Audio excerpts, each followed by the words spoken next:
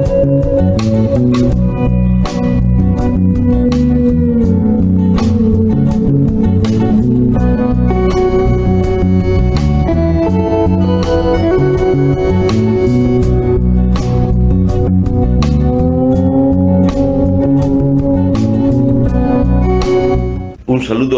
saludo en Cristo a todos los radioyentes de la radio La Voz de María.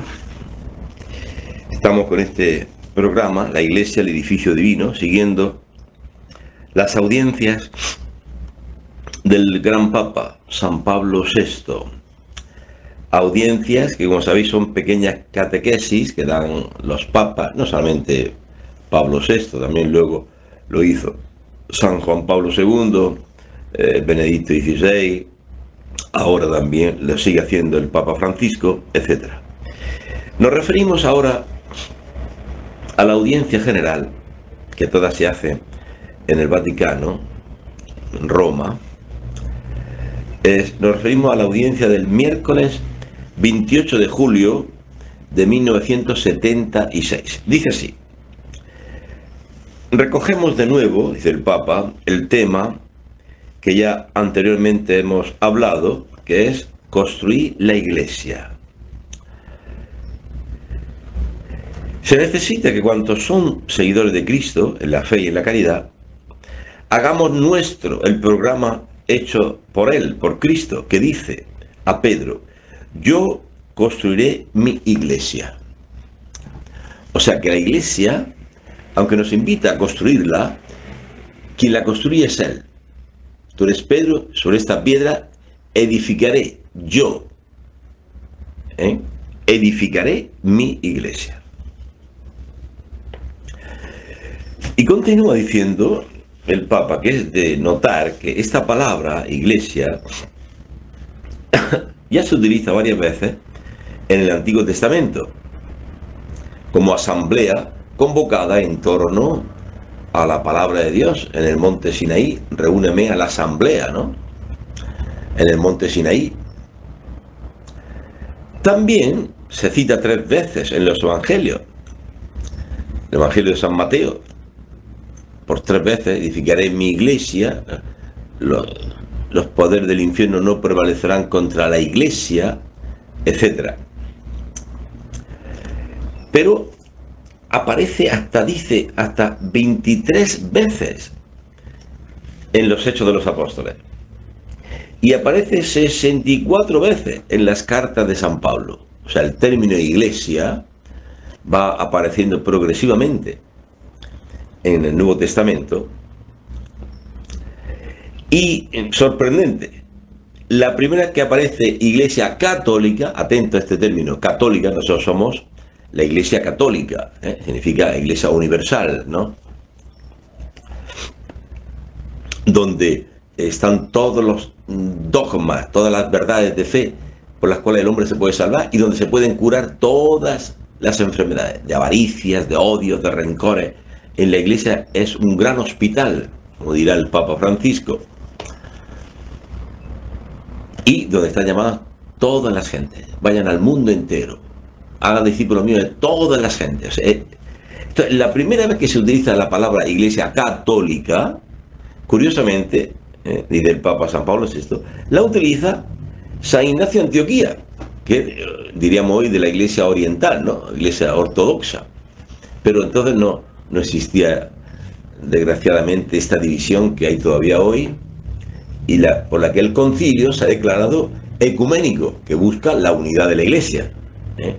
El Concilio Ecuménico Vaticano II se llama así, se ha titulado así, ha querido el Papa llamarlo así, Concilio Ecuménico, el que busca la unidad de los cristianos, porque este era el sentir de Cristo. Padre, que sean uno. Cristo, en la última cena, en el cenáculo, en su oración sacerdotal al Padre, el deseo de Cristo es: Padre, yo en ello y tú en mí, para que el mundo conozca que tú me has enviado. Padre, que sean uno, como nosotros somos uno.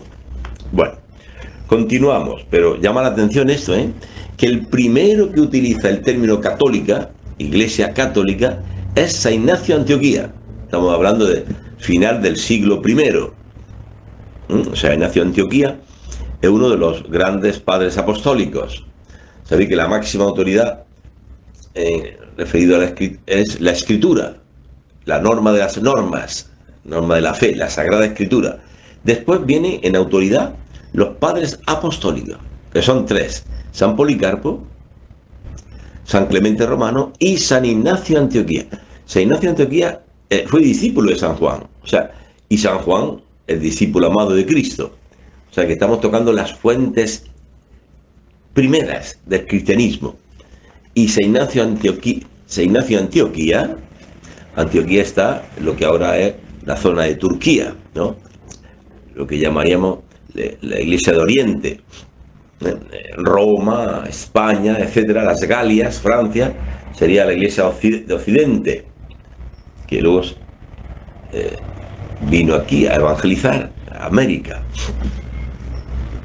Bueno, entonces la primera que se utiliza católica fue San Ignacio de Antioquía, la Iglesia católica. ¿Y qué significa iglesia? Dice el Papa, significa asamblea, significa reunión, en orden a cualquier acto religioso. Para que reúnete en asamblea. ¿Para qué? Para que el pueblo aprenda a temer a Dios y aprender sus mandatos, sus preceptos, sus normas. Para eso nos reunimos en asamblea. No somos una democracia donde cada uno dice lo que se le ocurre para buscar una supuesta constitución. No. Aquí nos reunimos para escuchar a Dios. Ayer, hoy y siempre, la Iglesia no se reúne para leer el trozo del periódico, a ver qué dice este periodista, qué dice aquel pensador. No. Solo nos reunimos hoy y ayer y siempre para escuchar la palabra de Dios. Se proclama el Deuteronomio, o el Éxodo, o los profetas, y se dice al final, palabra de Dios. Y cuando se proclama el Evangelio, nos ponemos de pie, un signo de distinción, el Evangelio. Y al final se dice, palabra del Señor. Gloria a ti, Señor Jesús. Esto es lo que hace la Iglesia ayer, hoy y siempre. Nos reunimos, sí, pero no para expresar cada uno nuestra idea o nuestros problemas. Eso está bien, pero no es el motivo de la reunión de la Iglesia,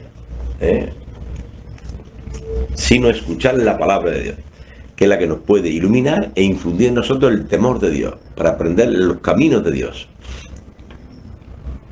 Bien, continúa diciendo después, la Iglesia es la expresión social del reino de Dios.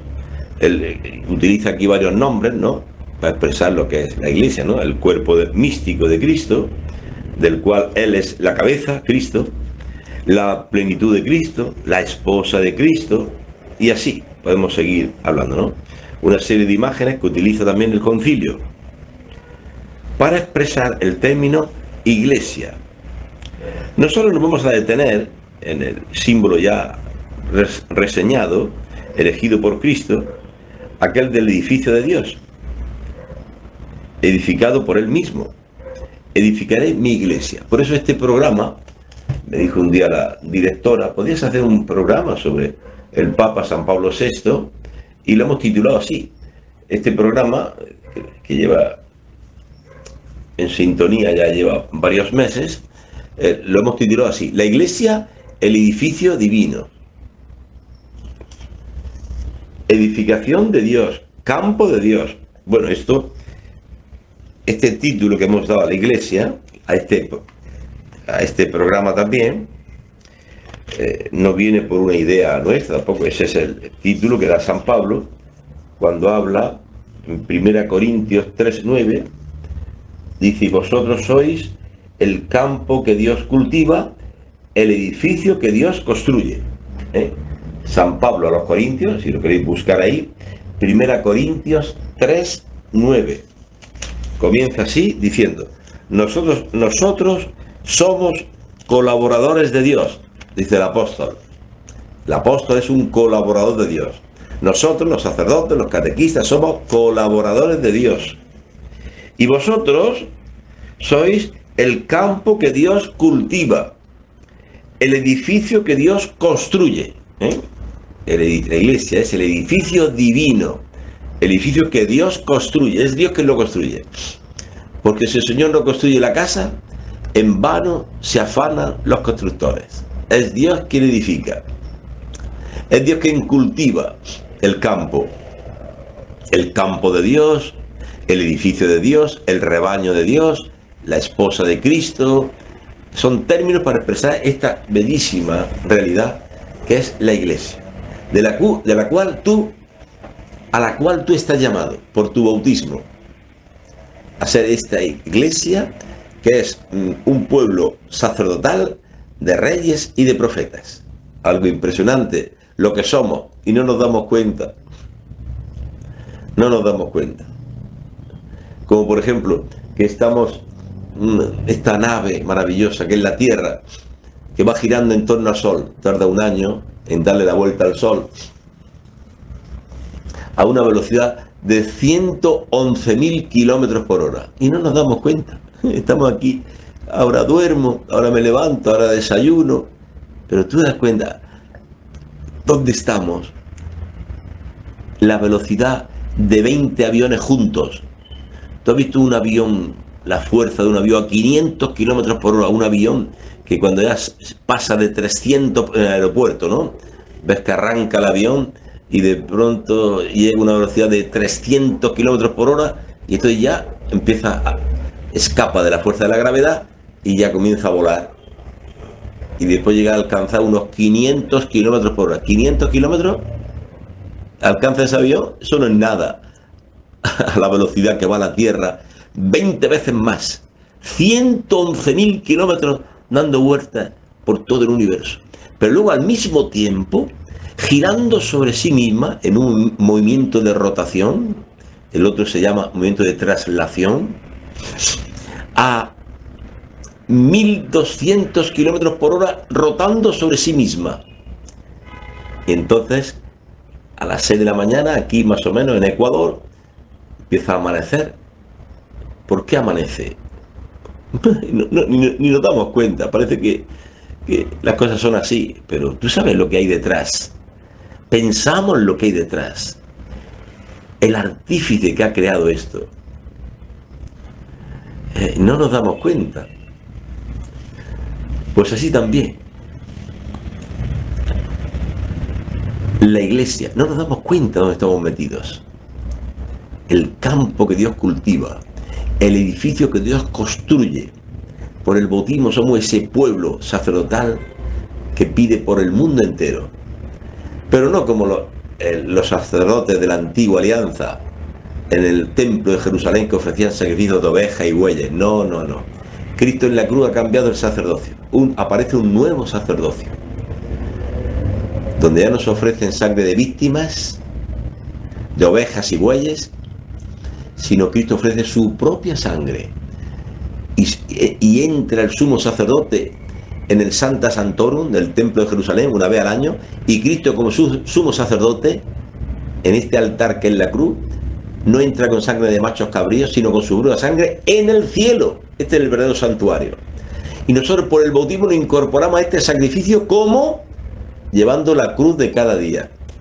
La cruz de cada día. Pregúntaselo a Santa Isabel de Portugal. ¿Cómo llevaba esa cruz? La cruz de cada día incorporada a Cristo.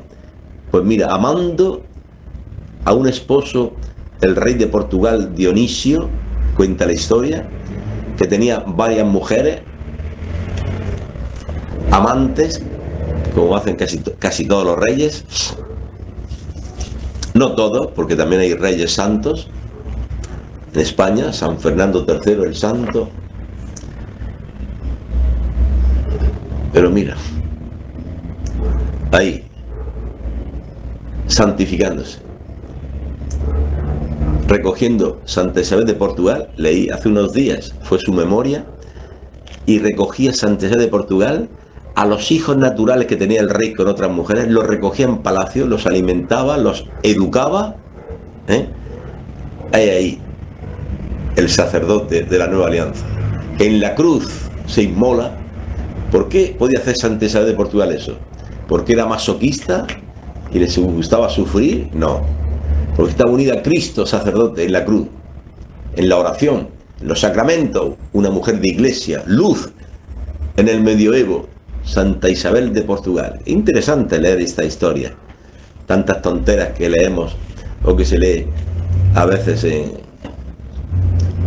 el WhatsApp, en el YouTube, estas cosas.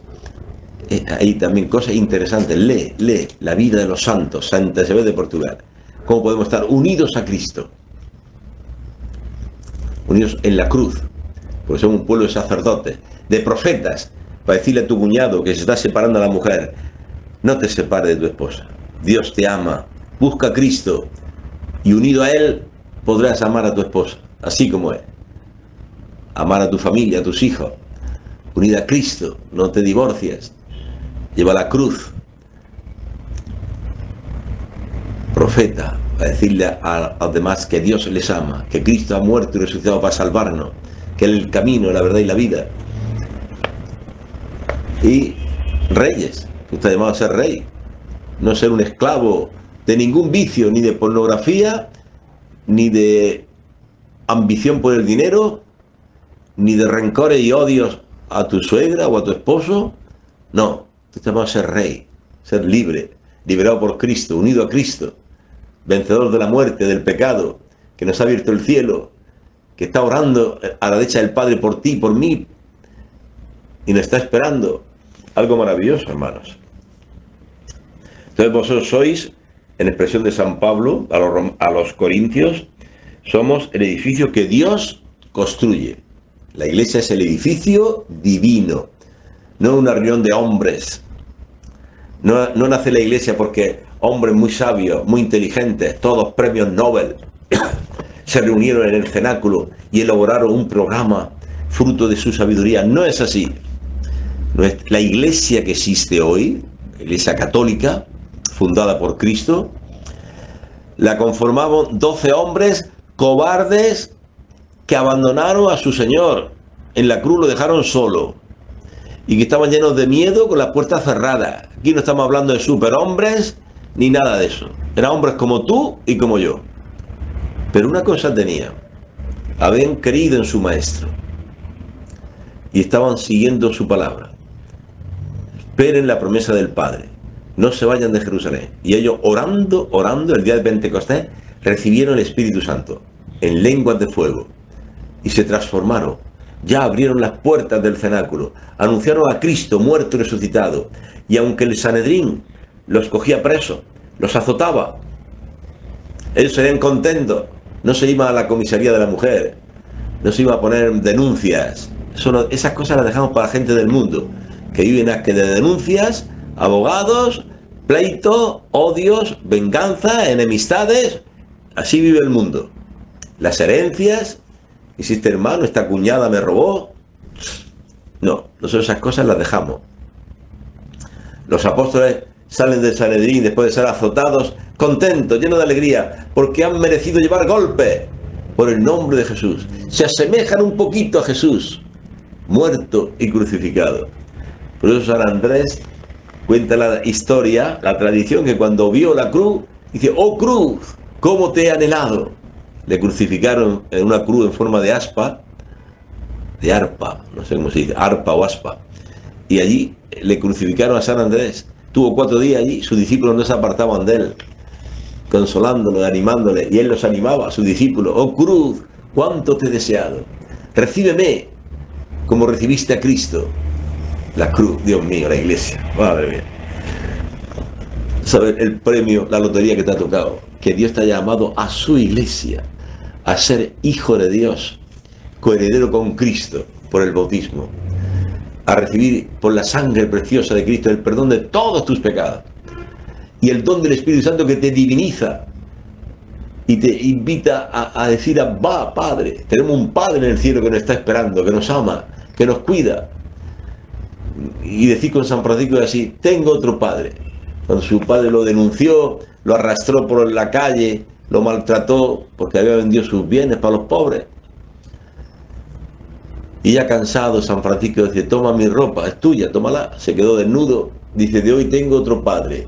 Y se fue por los campos, alabando a Dios. Loado mi Señor. Alabado sea mi Señor. Bueno, dicho esto, vosotros sois el campo que Dios cultiva, sois el edificio que Dios construye. Dice San Pablo a los Corintios, en la primera carta a los Corintios 3:9. Vosotros sois el edificio de Dios, sentencia San Pablo.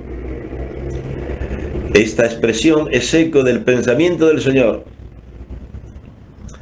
Algunos conceptos constitucionales de la Iglesia son expresión de aquel de origen divino, que Cristo dijo: tú eres Pedro y sobre esta piedra edificaré mi iglesia. O sea, la edifico yo, Cristo. No la edifican nuestras ideas o nuestra coherencia. La edifica Cristo. Porque la iglesia, ¿qué era? Pues ya hemos dicho, era un grupo de personas que Cristo llamó, que estaban muertos de miedo, con las puertas cerradas por miedo a los judíos, y se decía, como crucificaron al maestro, nos van a crucificar a nosotros, y no tenían la fuerza del martirio, muertos de miedo, de egoísmo, habían abandonado a su mejor amigo en el momento de la prueba, le abandonaron todos. Fíjate, si esta fuera la iglesia, pobre iglesia, ¿no? Pero he aquí que el día de Pentecostés recibieron la fuerza del Espíritu Santo, en llamaradas de fuego que se posaron sobre ellos, y ya abrieron las puertas del cenáculo. Esos hombres son hombres nuevos, transformados por la fuerza del Espíritu Santo. Ese es el motor de la iglesia. Ese es el que edifica la iglesia, el Espíritu Santo. Sin mí, sin el Espíritu de Cristo, nada podéis hacer, dice el Señor. Y continúa el Papa, San Pablo VI, diciendo una palabra hoy muy usada, parece resumir y expresar este aspecto de la iglesia, que es la palabra comunión, en su doble referencia a Dios y a los cristianos entre ellos. Comunión con Dios y comunión entre los cristianos. El concilio usa a menudo esta expresión. La iglesia es una comunión de fe y de caridad. Quiere decir, comunión, quiere decir en nuestro estudio, la gracia. Cuando indica la relación unitiva con Dios, quiere decir el amor fraterno en la participación de la misma esperanza, la misma caridad. Conservar, dice San Pablo a los Efesios, conservar la unidad del Espíritu. Lo voy a leer, es Efesios 4:3, cita aquí el Papa, dice así: poniendo empeño en conservar la unidad del Espíritu mediante el vínculo de la paz. La unidad del Espíritu. La iglesia es una comunión. Y para expresar esta comunión, pues se utiliza el capítulo 17 de San Juan, que vamos a leer un poquito, y que expresa perfectamente esto de la comunión. La iglesia es una comunión. Dice el Papa, la comunión es por tanto el cemento unitivo. Mira, qué frase, hablando de la construcción, yo edificaré mi iglesia. El Papa San Pablo VI utiliza este término de la construcción, el hierro, la arena, el cemento. Bueno, el Papa le llama el cemento, la comunión es el cemento unitivo, porque ¿de qué serviría? Las piedras, la arena, el hierro, ¿de qué serviría si no hay ese elemento unitivo que une todos esos elementos para la construcción, para hacer las columnas, para hacer la losa, aquí llama, en Guayaquil, la losa, que divide un piso del otro, ¿no? Primer piso, segundo piso, hay una losa hecha por estos materiales. Pero ¿quién los unifica? El cemento. Entonces la iglesia, el Papa llama esta comunión de los hermanos el cemento unitivo, hablando de la construcción, ¿no? Entonces quiere decir que donde está el chisme, la ambición, el odio, la maledicencia, hablando mal de los otros. Donde está todo eso, la burla, el desprecio, los gritos, los insultos, donde está todo eso, allí no hay iglesia. Hay una iglesia desunida, una iglesia que está llamada a la conversión, al arrepentimiento, para llegar a ser lo que es. Ya, si leemos la tradición de la iglesia y la palabra de Dios, en la palabra de Dios aparece San Pablo ya quejándose ante los corintios que estaban divididos, porque decían, había bandos. Uno decía que era de Pedro, otro de Apolo, otro de Pablo. Pero es que San Pablo se echa mano a la cabeza, angustiado. ¿Pero cómo es posible? ¿Acaso está Cristo dividido? Vais diciendo que uno es de Pedro, de Pablo, de Apolo. ¿Pero quién es Pablo? ¿Quién es Pedro? ¿Acaso Pablo ha muerto por ti? Quien ha muerto por ti es Cristo. La unidad la produce Cristo. Somos de Cristo. Y Cristo de Dios. ¿Cómo es posible? Pues luego, las divisiones continuaban en Corinto. Y el tercer papa, San Clemente Romano, en su famosa carta, San Clemente Romano es uno de los padres apostólicos. El cuarto sucesor de Pedro, o el tercero.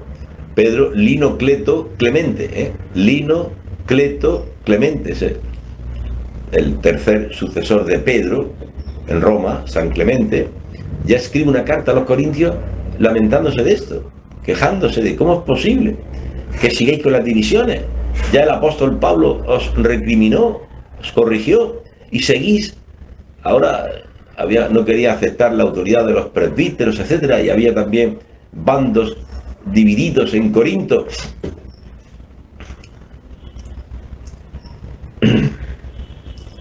Y San Pablo invita a la unidad, San Clemente Romano invita a la unidad, y también ahora aquí San Pablo VI nos recuerda que la iglesia es esta unidad, esta comunión. Conservar la unidad, no la desunión, sino la unidad del espíritu. ¿Con qué? Con el vínculo de la paz. Shalom, la paz. Así se saludaba Cristo con los apóstoles. Era el saludo hebreo, Shalom, la paz. Así se saludaban normalmente a los apóstoles. Por eso cuando Judas va a entregar a Jesús, le dice a los soldados en el huerto de Getsemaní, cuando yo me acerque a aquel que yo bese, que le dé el beso, ese es, prendedlo. Y Jesús se queda asombrado. Podías haber elegido otro signo, pero has elegido, Judas, este signo tan precioso que expresa la unidad de la iglesia, el beso santo, el shalom, la paz. Con un beso me entregas. Podríamos pensar que Cristo diría, si hubiese dado una patada en la rodilla, dice, aquel que yo le dé una patada en la rodilla, ese, cogedlo. Podía haber elegido ese gesto, pero eliges para traicionarme el gesto que supone y realiza la unidad, que es el beso santo de la paz, el shalom, la paz. Judas, ¿cómo es posible? Con un beso me entregas. Pues este beso santo, el símbolo, así se despide San Pablo en todas sus cartas, saludados con el ósculo, en griego ósculo. El ósculo en griego es el beso de la paz, el beso de hermanos, en la mejilla. La comunión es, por tanto, el cemento unitivo que une las partes singulares del edificio de la Iglesia, que es la comunión de los santos, en su expresión comunitaria, la comunión católica. Entonces nosotros tenemos que reconocer este carácter unitario de la Iglesia, que se ha hecho más evidente en nuestros días, expresando, interpretando el pensamiento de Cristo, Padre, que sean uno, el ecumenismo, así ha querido el Papa San Pablo VI, que se llamase el concilio ecuménico Vaticano II, que ha supuesto una renovación de la Iglesia, volver a las fuentes, a la fe, a la palabra de Dios. Antes estaba casi prohibida la Biblia. Volver a las fuentes, la palabra de Dios.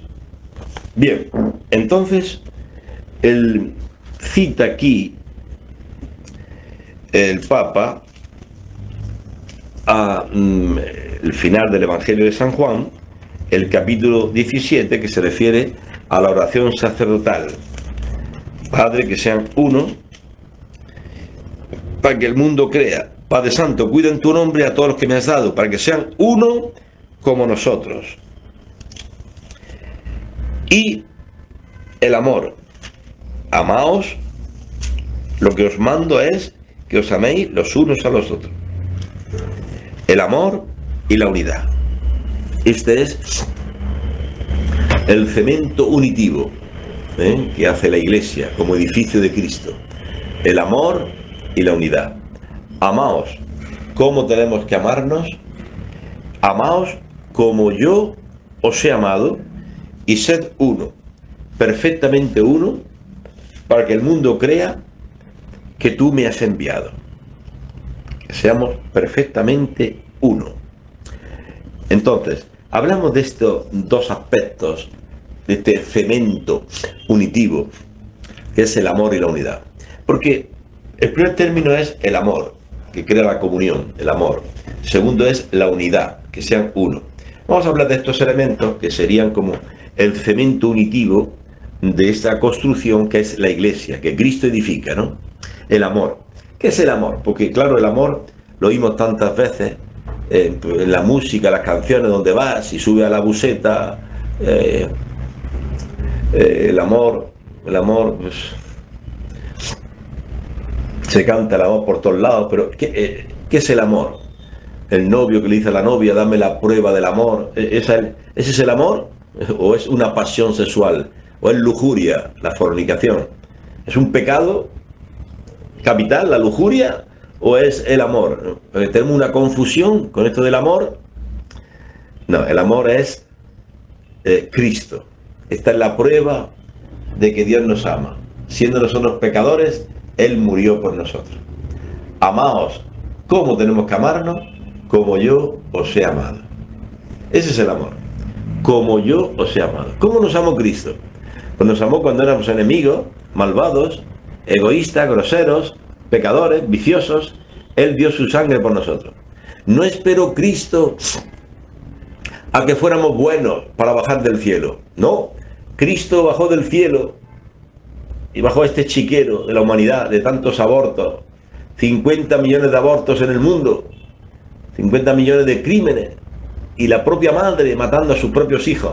Una cosa impresionante lo que está pasando en el mundo con el aborto. Por decir uno de los pecados gravísimos, pero podríamos hablar, y adulterios.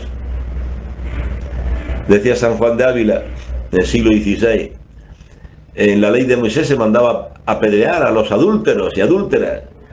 Dice San Juan de Ávila, ahora, en el siglo XVI, dice, ahora faltarían piedras para matar a todos los adúlteros. No hay piedras suficientes, se cometen tantos adulterios, y con esto de que la mujer trabaja fuera del hogar, en una empresa, madre mía, cuántos adulterios y enamoramiento de aquel compañero de trabajo con aquella chica, con este, con lo otro. No todo, ¿verdad? Claro.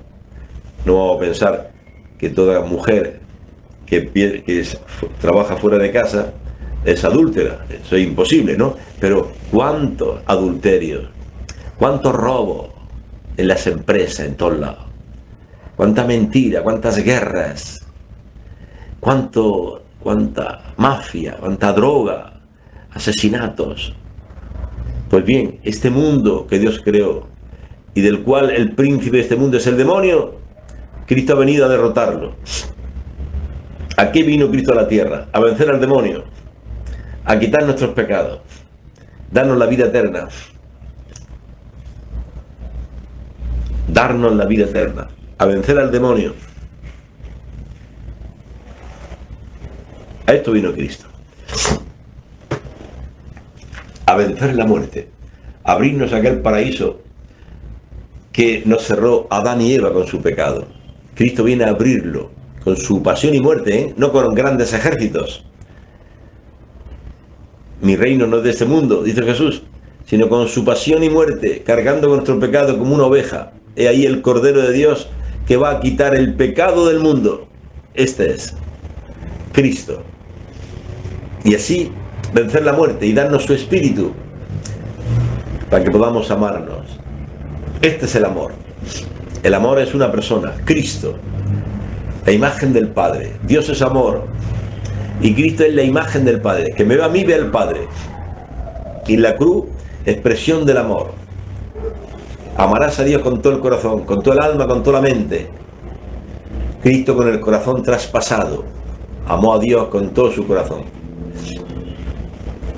Con la mente coronada de espina, amó a Dios con toda su mente.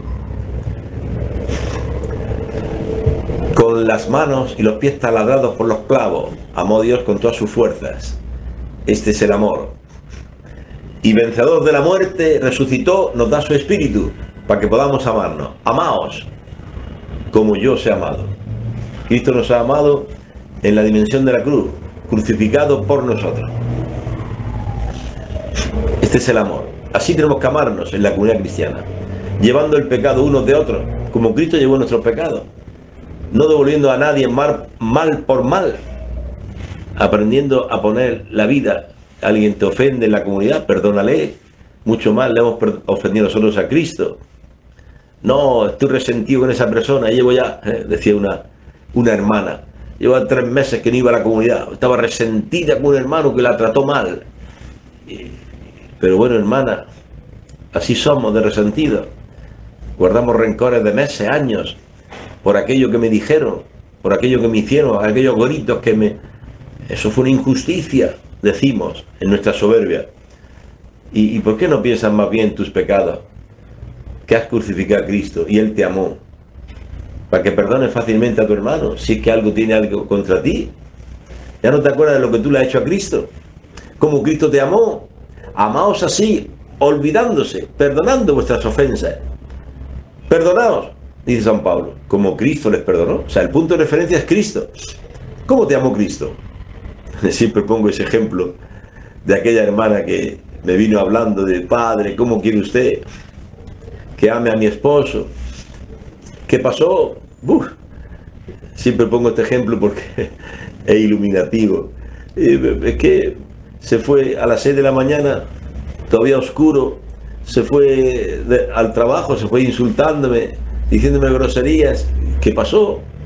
Porque me demoré 3 minutos en prepararle el café y se fue sin tomárselo, se fue diciéndome insultos, groserías.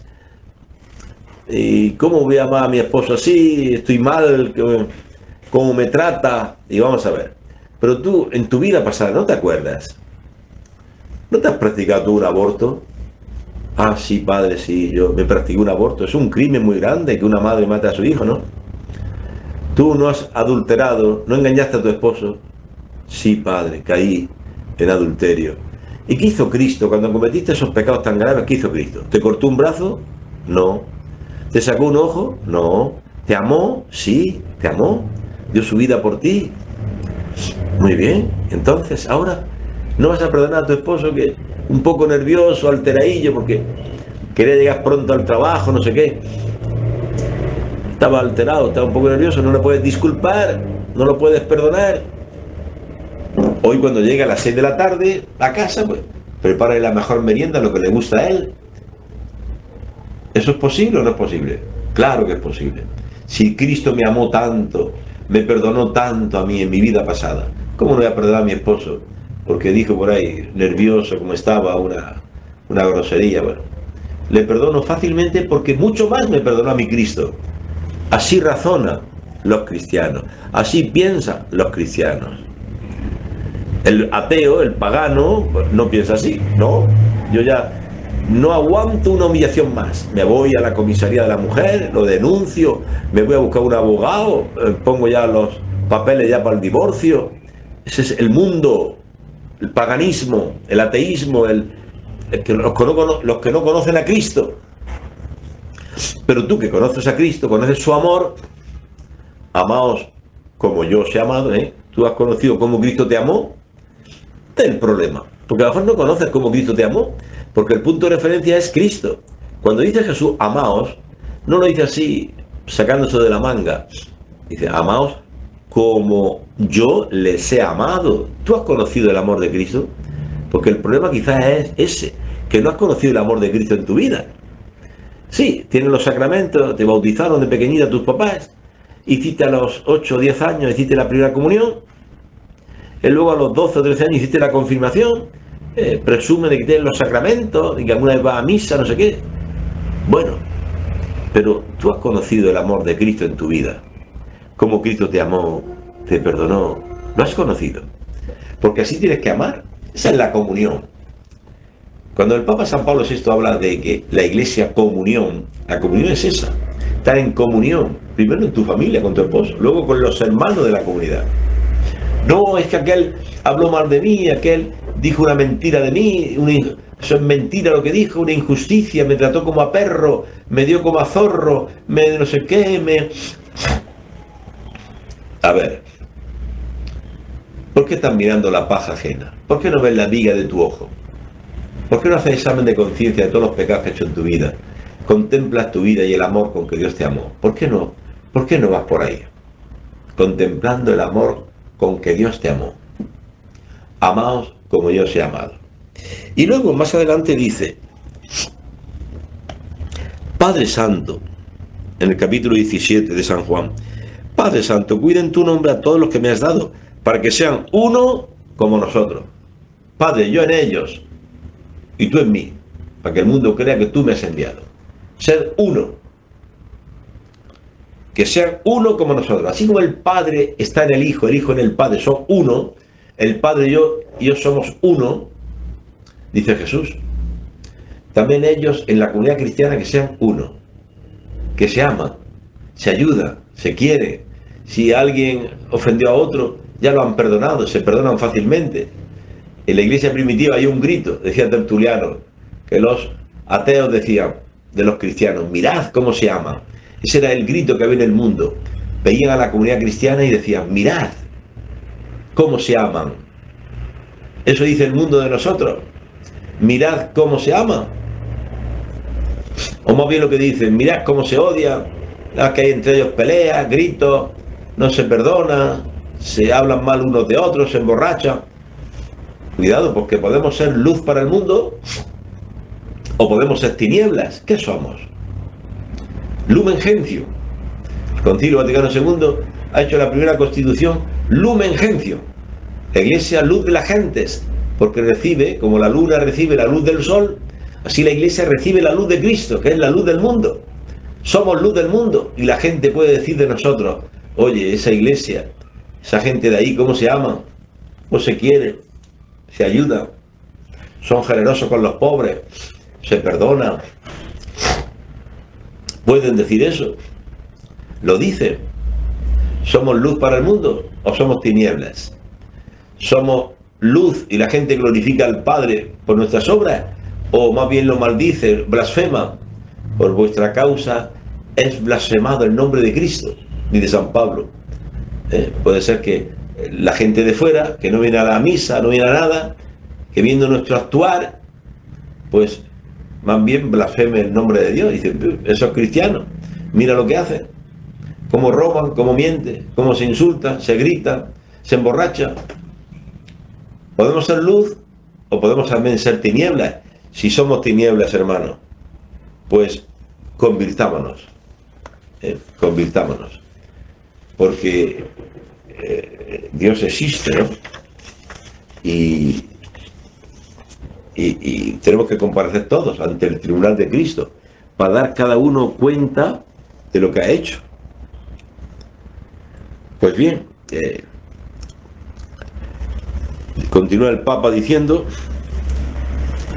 que se lamenta el Papa San Pablo VI que hay algunos grupos con una crítica sistemática contra la Iglesia, y así no se construye la Iglesia. La Iglesia se construye, dice aquí el Papa, en la bondad, en la amistad, en la concordia, la colaboración, en la solidaridad. Y cita el Papa San Pablo VI a Gálatas 6, 1, 3. Dice, hermanos, si alguno es sorprendido en alguna falta, vosotros los espirituales corregidle con espíritu de mansedumbre, Pero cuidado, que también tú puedes ser tentado. Ayudaos a llevar vuestras cargas y cumplir así la ley de Cristo. Si alguno es sorprendido en alguna falta, vosotros los espirituales corregidle con espíritu de mansedumbre. ¿Algún hermano de la comunidad ha caído en una falta, que tú lo has visto? A solas, corrige a tu hermano, pero no a gritos o insultos. No. ¿Quién eres tú? ¿Quién soy yo, Señor, para hacer eso? Soy un pobre pecador y yo me pongo a ser juez del otro, a gritarle, a insultar. No. Queriendo al otro sacarlo del fango, no entres tú en el fango de la violencia, de la ira. Con espíritu de mansedumbre. Ha cometido una falta, sola, corrígele. Mira, hermano, eso que has hecho está mal.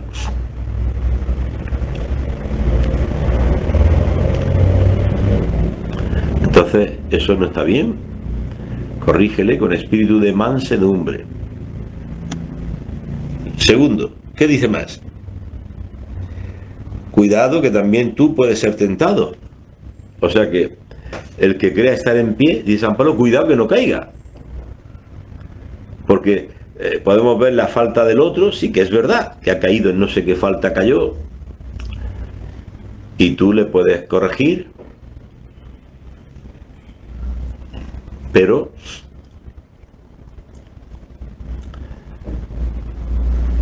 puede ser que lo hagas con arrogancia.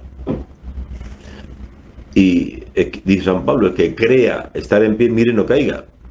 Ahora tú caes en un pecado peor. Entonces tenemos que estar atentos, ¿no?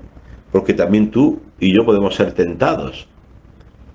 Decía un padre del desierto, cuando veía a alguien caer, decía, hoy él, mañana yo. Hoy ha caído él, mañana caeré yo. Entonces, conduzcámonos con temor y temblor, con humildad, no con aire de suficiencia, de arrogancia, como aquel fariseo. Yo no soy como los demás hombres, no soy como ese, publicano, ladrón, borracho, adúltero, no. Yo, dice San Agustín, este fariseo va al templo y no le pide nada a Dios, no es humilde, no es pobre, es arrogante, soberbio. Lo único que hace, dice San Agustín, es alabarse a sí mismo.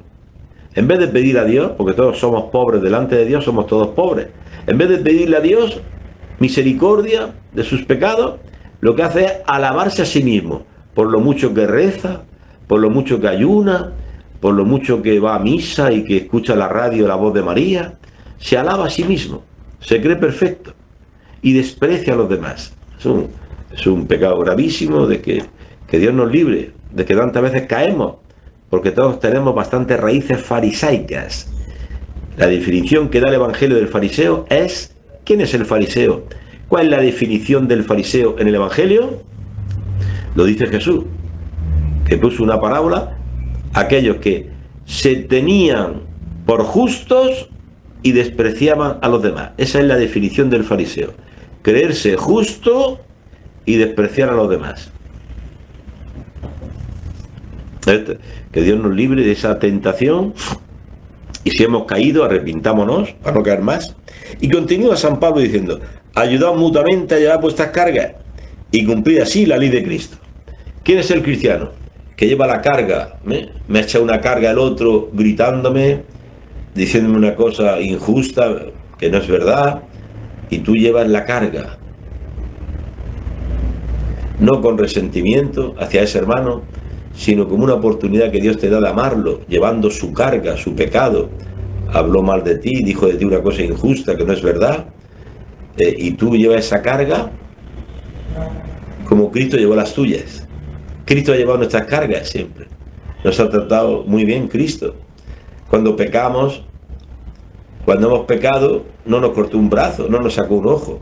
Cristo nos amó, nos perdonó. Entonces, también tenemos que aprender a llevar nuestras cargas unos de otros. En la comunidad cristiana a veces pues uno hace un juicio sobre otro negativo, tremendo, diciendo cosas que no son así. Estamos llamados a llevar nuestras cargas unos de otros, como Cristo las llevó. Ese es el amor verdadero.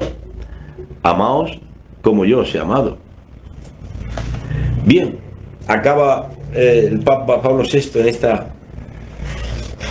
en esta audiencia, que no es la crítica sistemática contra la Iglesia lo que construye la Iglesia.